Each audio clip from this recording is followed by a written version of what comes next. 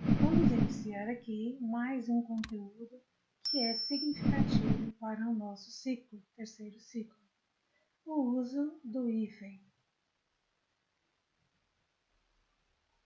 O hífen também é um sinal gráfico.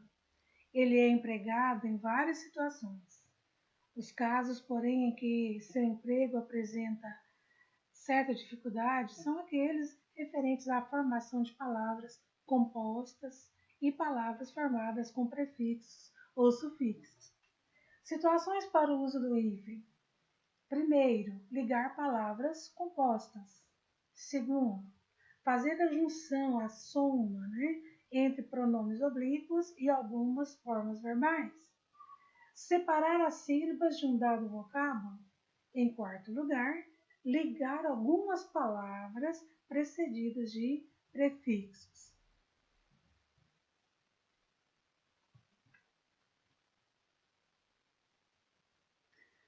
Casos nos quais constatamos a presença do hífen. Primeiro, o hífen passa a ser usado quando o prefixo termina em vogal e a segunda palavra começa com a mesma vogal. Uma nota importante, uma observação. Essa regra padroniza algumas exceções já vigentes antes do acordo. Como vocês sabem, nós temos um novo acordo ortográfico. Para quem foi alfabetizado antes dele, nós tínhamos uma outra maneira de ver essas regras, de usar essas regras. Porém, com o novo acordo, algumas dessas situações foram, de certa forma, oficializadas. No caso aqui, nós temos o micro-ondas, o contra-ataque, micro-ônibus. Vocês perceberam que elas terminam e iniciam com a mesma vogal. Tal regra não se aplica aos prefixos có, pró, ré, mesmo que a segunda palavra comece com a mesma vogal que termina o prefixo. Como todos nós sabemos, na língua portuguesa nós temos sempre algumas exceções. Exemplos: coocupar, reescrever, proótico, proinsulina. Então, essas palavras, elas permanecem sem o hífen. Elas permanecem, devido à questão da regra acima, elas permanecem sem hífen, mesmo terminando e iniciando com a mesma vogal. Segundo lugar, com prefixos. Usa-se o hífen diante de palavras iniciadas com H. Exemplos: anti-herói, anti-higiênico, co-herdeiro, extra-humano, pró-hidrotópico, sobre-humano. Então, com prefixos, usa-se o hífen diante das palavras iniciadas com H. Terceiro lugar, utilizamos o hífen quando o prefixo terminar em consoante e a segunda palavra começar com a mesma consoante. Por exemplo, subbibliotecário, interregional, super-romântico. Então, termina com uma consoante e a segunda palavra começa com a mesma consoante. Usa-se o hífen. Em quarto lugar, com o prefixo sub, diante de palavras iniciadas por R, usa-se o hífen. Exemplos: sub-reino, sub-região, sub-reitor. Então, com o prefixo sub, diante de palavras iniciadas por R, permanece o hífen.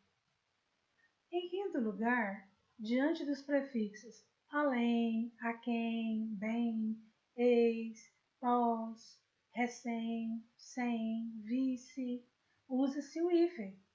Exemplos: além-mundo, a queimar, recém-casado, sem teto, vice-diretor. Então, diante desses prefixos, mencionados aí, usa-se o hífen. Em sexto lugar, o hífen encontra-se presente diante do advérbio mal, quando a segunda palavra começar por vogal ou H. Exemplos: mal acabado, mal-humorado, mal intencionado.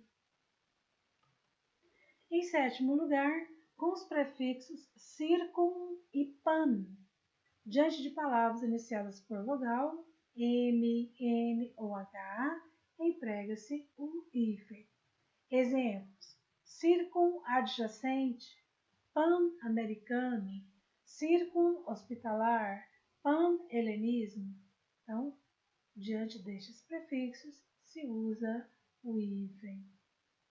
O hífen encontra relacionado a casos relativos à ênclise e à mesóclise, o que foi mencionado lá no início. Em alguns verbos nós usamos o hífen.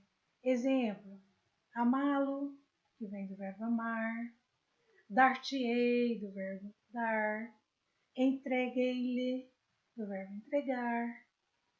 Então, é a ênclise e a mesóclise. Usa-se o hífen, em nono lugar, mediante os sufixos de origem tupi-guarani, representados por açu, guaçu, mirim.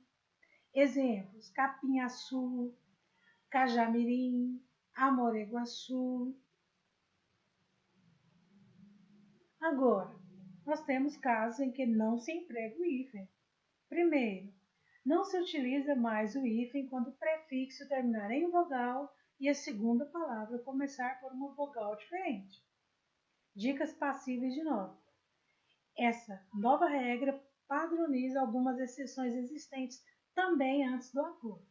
Exemplos: antiaéreo, anti-americano, socioambiental. Segundo, não se usa mais o hífen em determinadas palavras que perderam a noção de composição, tipo pontapé, girassol. Observações importantes. O emprego do hífen ainda permanece em palavras compostas que não contêm elemento de ligação. Nenhum elemento de ligação, seja uma preposição, talvez uma conjunção, como também naquelas que designam espécies botânicas e zoológicas. Exemplos: amarelo claro, bem-te-vi, conta-gotas, guarda-costas, erva doce, caneta tinteiro. Em terceiro lugar, não se usa mais o hífen em locuções substantivas, adjetivas, pronominais, verbais, adverbiais, prepositivas ou conjuntivas. Porém, temos algumas exceções. O hífen ainda permanece em alguns casos expressos por exemplos: cor-de-rosa, água de colônia, lua de mel. Quarto lugar, quando a segunda palavra começar com R ou S, depois de prefixo terminado em vogal, retira-se o hífen e essas consoantes são duplicadas. Observações importantes. O hífen será mantido quando o prefixo terminar em R e o segundo elemento começar pela mesma letra. Exemplos: hiperrequintado, interregional, superromântico. Além disso, a nova regra padroniza algumas exceções já existentes antes do acordo. Também é só estar aqui padronizando, oficializando, expressas por exemplos: mini saia, mini submarino, minissérie. Em quinto lugar, não se usa o hífen quando o prefixo termina em vogal e o segundo elemento começa por consoante, diferente de R ou S.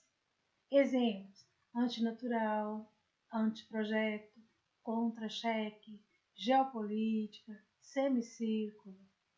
Em sexto lugar, o hífen não deve ser usado quando o prefixo termina em consoante e a segunda palavra começa por vogal ou uma consoante diferente. Exemplos: hiperativo, hipertenso, interescolar, subemprego, superpopulação. Em sétimo lugar, não se usa o hífen com o advérbio mal, quando o segundo elemento começar por consoante. Exemplos: mal dormido, mal governado, mal vestido, mal sucedido. Então, queridos alunos, nós temos aqui algumas regras. Na realidade, um resumo da forma que devemos usar o hífen.